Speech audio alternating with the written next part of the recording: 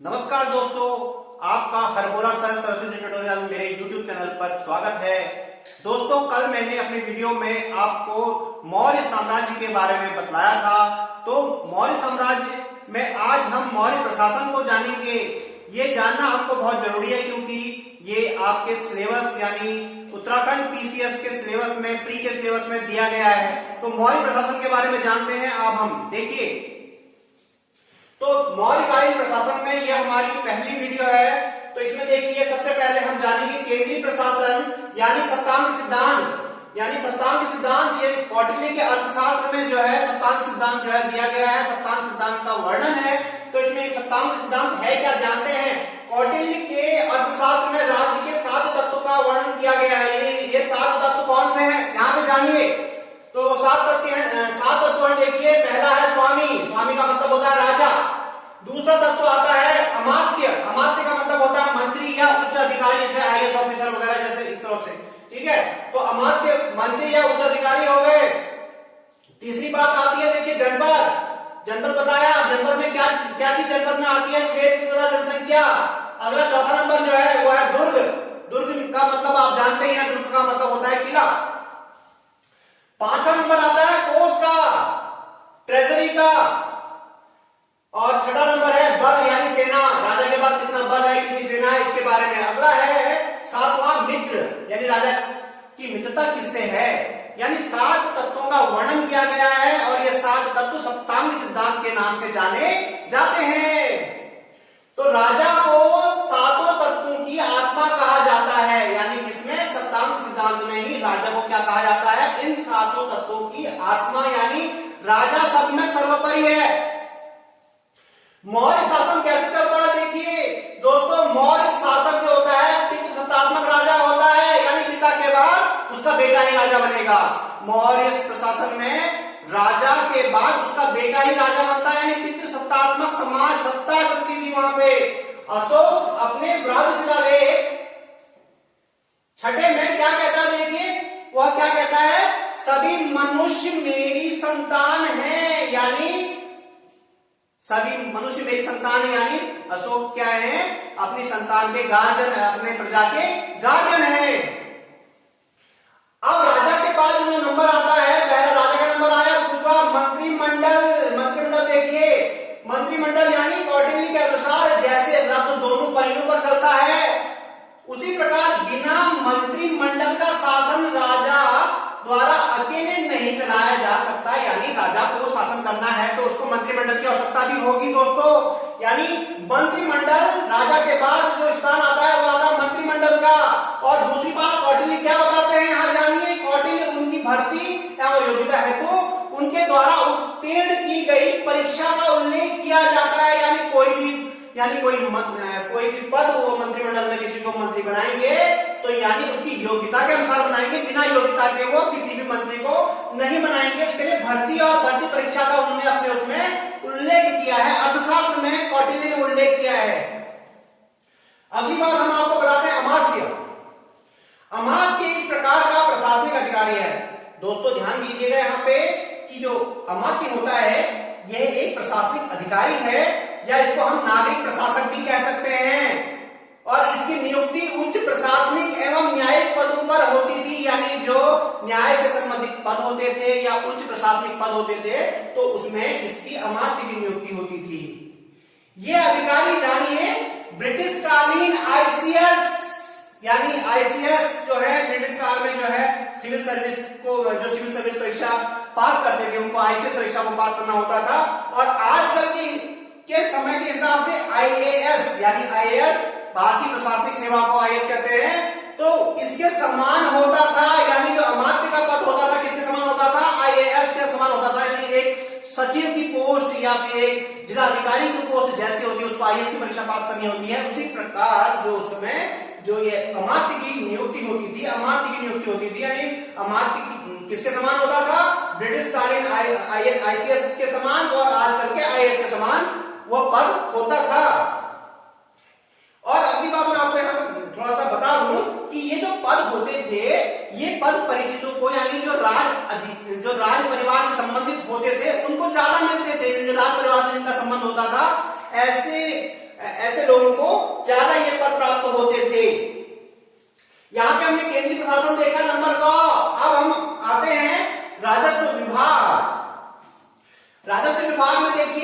दो पद यहाँ पे ज्यादा महत्वपूर्ण है, एक तो समाहर्ता, दूसरा संविधाता।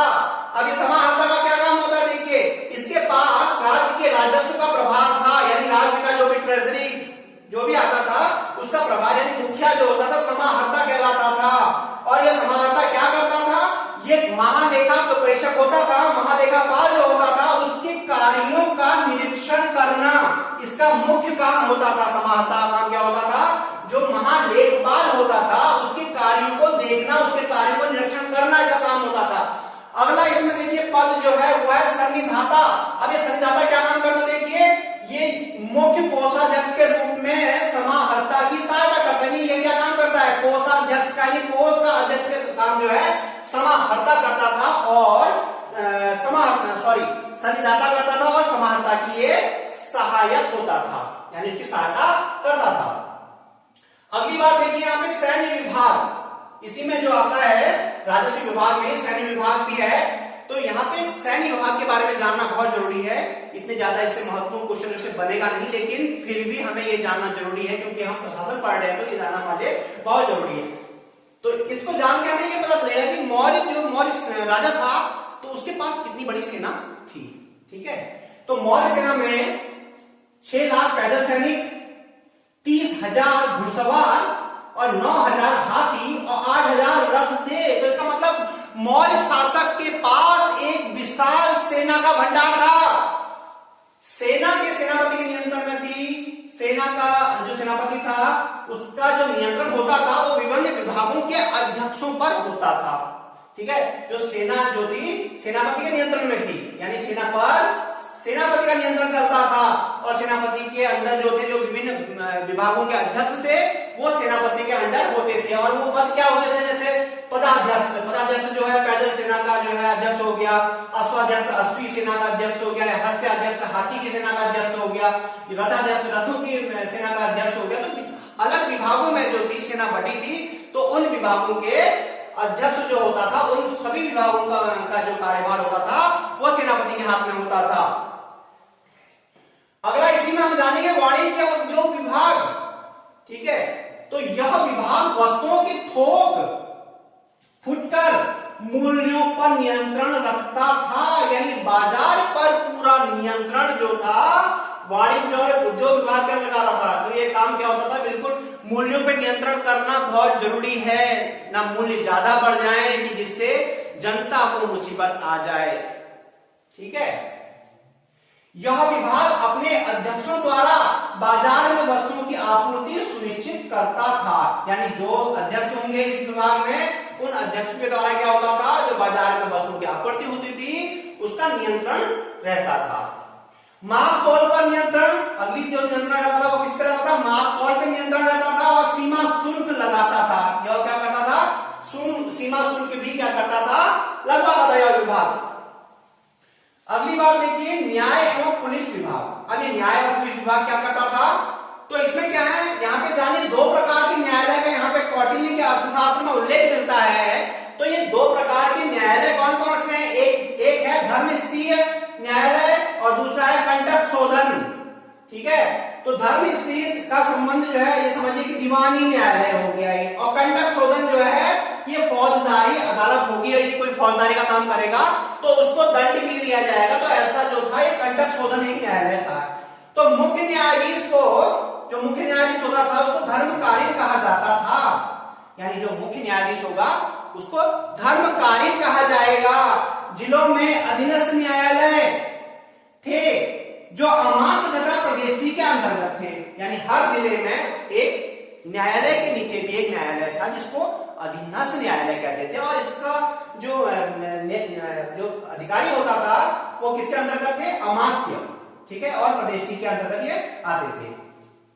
अगला विभाग जो सबसे महत्वपूर्ण है यहाँ पर, इसके बिना भी काम नहीं चल सकता, वो है जासूसी विभाग, यानी गूढ़ पुलिस की बहुत जरूरत थी। यहाँ पे एक गूढ़ पुलिस भी यहाँ पे होते थे जो जगह जगह घूम करके वहां देखते थे कि राज्य में कुछ गलत तो नहीं हो रहा है। तो गूढ़ पुरुष, तो इसका संचालन गूढ़ पुरुष करते थे, यानी गुप्त पुरुष करते थे जो महाअमात्य के अंतर्गत आते थे। ये जो गूढ़ पुरुष किसके अंतर्गत होते थे, महाअमात्य के अंतर्गत गूढ़ पुरुष होते थे। इसमें गुण पुरुष दो प्रकार के होते थे, एक तो एक ही जगह पे रहने वाले जिनके स्थित बोला जाता था, और दूसरे जो भ्रमणशील होते थे उनको भ्रमण करने वाला भी जो है गुण पुरुष होता था। तो दोनों प्रकार के यहाँ पे क्या थे, अधिकारी यहाँ पे होते थे। जासूसी विभाग में दोनों प्रकार के अधिकारी थे। तो यहाँ पे मौर्य प्रशासन का जानना हमारे लिए बहुत जरूरी है, क्योंकि इस प्रशासन के द्वारा एक ऐसी व्यवस्था मौर्य साम्राज्य में जो है मौर्य शासकों ने चलाई थी, और ऐसी केंद्रीकृत व्यवस्था जो चलाई थी जो आज जो है एक उदाहरण है। तो मौर्य साम्राज्य का महत्व उसके केंद्रीकृत प्रशासन के कारण था, और जो भारतीयों द्वारा इस प्रकार की सरकार का पहला सफल प्रयोग भी था। ठीक है, यानी भारतीयों के द्वारा पहली बार सरकार चलाई गई थी, पहली बार प्रशासन चलाया गया था, तो इसका एक प्रयोग भी था। और इसका फायदा क्या मिला और किसको मिला, जानिए। देखिए, मुगलों व ब्रिटिश सरकार को यह उपहार स्वरूप मिला। यह व्यवस्था जो है मुगलों ने भी ये व्यवस्था को स्वीकार किया, उसी मौर्य प्रशासन से ही उन्होंने बहुत सारी चीजें आज भी उन्होंने अपने उसमें अपने शासन में जो है ब्रिटिश सरकार ने, और आज अगर हम कहें तो हमारी भारत सरकार ने भी इसमें से बहुत सारी चीजें आज भी उधार ली हैं। मित्रों, अगर आपको मेरा वीडियो पसंद आता है तो लाइक करें और कमेंट कीजिए कि अगर मैंने कोई त्रुटि तो नहीं किया, मेरे समझाने में कोई कमी है तो आप मुझे कमेंट करके बता सकते हैं, तो मैं इस त्रुटि को सुधार कर सकता हूं। और ज्यादा से ज्यादा मित्रों इसको शेयर करें वीडियो को, और मेरे चैनल को सब्सक्राइब करें जिसने अभी तक सब्सक्राइब नहीं किया है, और बेल बटन को दबाना ना भूलें, क्योंकि मेरे जो वीडियो है आपको टाइम से आपको मिल जाए। धन्यवाद।